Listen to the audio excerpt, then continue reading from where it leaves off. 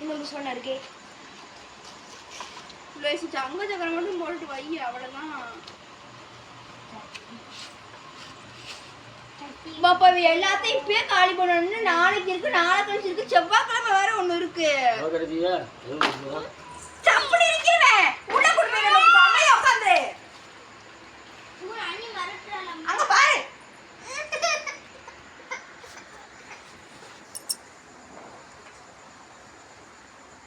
சரி தெரியா போட்டு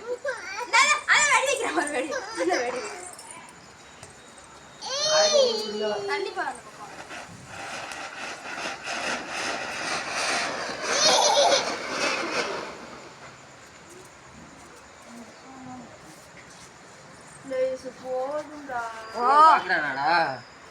வெடி வெடிக்கிறேன். வெடி வெடிக்கணுமா?